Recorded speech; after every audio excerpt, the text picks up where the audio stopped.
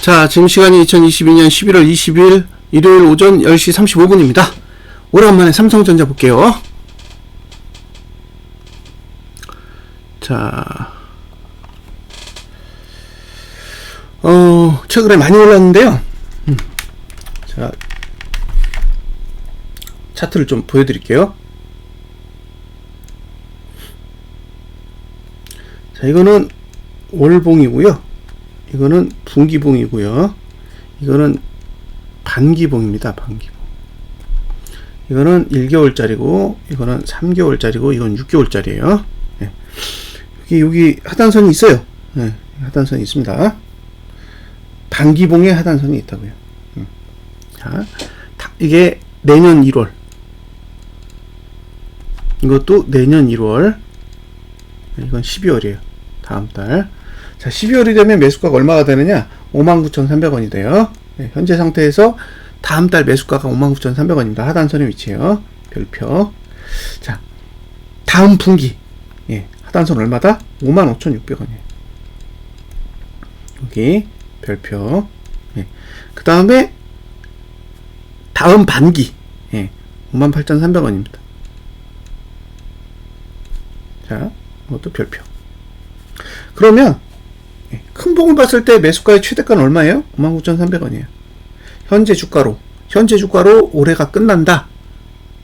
아니죠. 이번 달이 끝난다. 예? 현재 주가로 이번 달이 끝나면 다음 달의 매수가는 59,300원이 되는 거고, 이 가격으로 올해 끝난다. 그러면 55,600원에서 58,300원이 매수가가 돼요. 자, 61,800원이죠? 제가 봤을 땐 메리트 없어요. 지금의 가격은 큰 봉으로 보면, 그러니까 장기적으로 보면 메리트가 전혀 없는 가격입니다.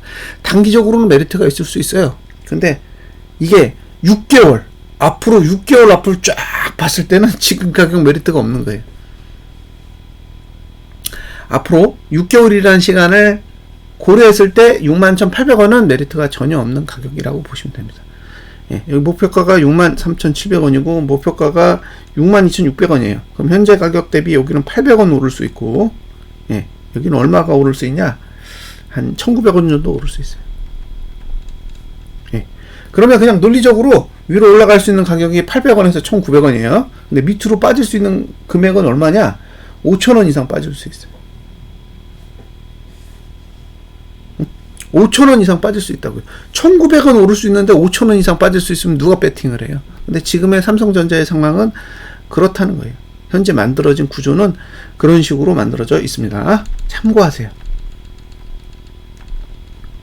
자, 고가 투자 심리도가 여기서 들렸어요. 여기서 지금 고가 투자 심리도는 상승했다고요. 고가는 상승. 했어요. 예, 그런데 그 뒤로 일구간이 3개가 있는데, 고가는 111이고 저가도 111이고 종가도 111이에요. 이게 뭘 의미하냐?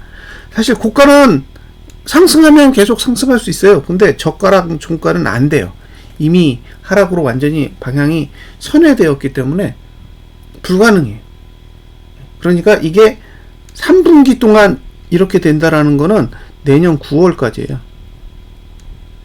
다른 얘기를 하면은 삼성전자의 바닥은 내년 9월이 지나야 확인이 되는데, 내년 9월이 지나야 확인이 된다고요. 근데 앞으로 분기별로 종가가 한 번만 하락한다. 그러면 무조건 여기 깨는 거예요. 여기. 예. 그러니까 만약에 내년 1분기에 하락해. 그럼 뭐 하락 쬐끔 했네. 이게 아니에요. 내년 1분기에 하락하면은 지금 삼성전자가 만들어 놓은 저가 깰 겁니다. 내년 1월, 2월, 3월 중에 12월 종가보다 하락하잖아요. 내년 3월 종가가 12월 종가보다 하락해. 그러면 지금 만들어진 저가는 붕괴될 거라고요. 그렇게 차트를 그려놨어요. 그러니까 앞으로 삼성전자는 미친듯이 내년 9월까지 오르든가, 그렇게 할 거 아니면 지금 만들어진 저가를 다시 깬다라는 거죠. 그런 구조를 가지고 있습니다. 그래서 상방을 보시는 분은 계속 삼성전자는 급등이 해야 되는 거예요. 분기별로 계속 올라야 돼. 1분 1분기는 4분기보다 높아야 되고 2분기는 1분기보다 높아야 되고 3분기는 2분기보다 높아야 지금의 흐름이 정상적으로 작동할 수 있어요. 그 얘기는 계속 한다는 얘기잖아요. 예. 근데 지금 매수세 잘 보세요. 많이 죽었어. 현물 매수세가 많이 죽었다고요. 죽으면 안 돼요. 더 사야지. 예. 잘 기억을 해보세요. 삼성전자는 작년 8월 초에 개인이 3일 동안 5조 샀고 7일 동안 6조 샀나 그래요. 예. 하루에 2조 산 날도 있어요. 예. 지금 그런 봉이 없어요. 예.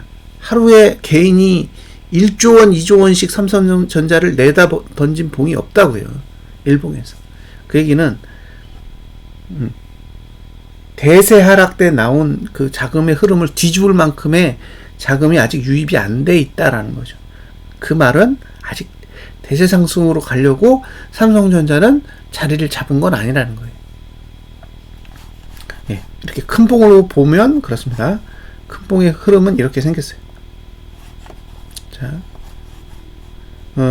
조금 더 하고 싶은 얘기는 있는데 그 이야기는 동영상을 분리할게요. 자, 지금 월봉을 보시면 예, 아무것도 없어요. 예, 월봉은 위 아래 아무것도 없습니다. 위 아래 아무것도 없어요. 그러니까 이건 매수 가치도 없고 매도 가치도 없고 양쪽 다 없는 봉을 지금 그리고 있기 때문에 제가 월봉을 가지고 뭐 갖다부터 할 얘기가 없어요. 그리고 주봉은 지금 두 번째 T4까지는 죽었어요. 죽었기 때문에 이제 하단선이 하나 남았습니다. T5. 예. 이게 무슨 말이냐? 이게 상승의 마지막 단계에 와 있는 거예요. 예. 자, 여기가 상단선이고요. 여기가 하단선이에요. 예. 그러니까 아직 상승 추세예요. 예. 저는 상승 추세가 끝났다라고 생각하지 않습니다. 아직 상승 추세 중이라는 거죠. 근데 이게 어떤 문제를 담고 있느냐? 예. 이게 음봉나면 끝난다는 거예요. 예. 다음 주 음봉나면 상승 추세 종료예요. 문제는 상승 추세가 종료되면 뭐 종료됐나 보다 이렇게 생각하실 수 있잖아요. 그게 아니라는 거예요. 상승 추세가 종료되면 지금까지 분기봉을 들어올리면서 온갖 거품을 다 만들어놨는데 주봉이 못 버틴다는 얘기죠. 예, 그러면 다음 주까지는 버텨도 그 다음 주부터는 못 버티면서 무너질 수 있어요. 근데 이게 무너지는 게 단순하게 하락한다 이런 개념이 아니에요. 예, 봉이 무너진다는 얘기는 아래 아무것도 없다니까요. 지금 분기봉, 반기봉 밑에 없어요. 지금 현재 상태에 버텼을 때 58,000원이고 55,000원이지 예, 올해 내에 못 버티면 아무것도 없다고요. 그래서 예, 이제 첫 번째 저가를 깨는 건 괜찮아요. 예, 저가 붕괴는 오케이. 예, 큰 문제 없다. 근데 음봉으로 끝나면 안 돼요. 음봉으로. 예, 음봉 마감하면 안 된다. 이건 상방을 보시는 분에게 음봉 마감은 예, 안 됩니다. 그렇게 보시면 돼요. 그리고 만약에 지금 상태에서 보면요, 11월 두 번째 주부터 1월 세 번째 주까지가 하락이에요. 12월 2주에서 1월 3주까지. 여기가 하락하기 가장 좋은 시간대예요. 그 안에는 다시 뒤집을 수도 있어요. 다시 뒤집을 수도 있는 환경을 가지고 있습니다. 실제로 무너지기 좋은 시점은 11월 2주부터예요. 근데 중요한 건 만약에 다음 주에 음봉으로 끝나면 제가 봤을 때는 상승 이미 현저히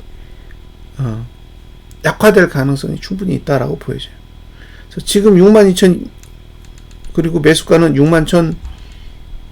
61,690원이에요. 그럼 이건 61,600원이라는 거고 그 아래가 매수고 62,000원 위는 매도예요.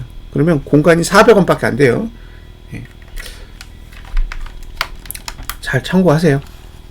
그래서 저는 아직 이게 대세 상승의 흐름을 가지고 있다라고 생각하지는 않아요. 일봉은 이미 다 무너졌어요.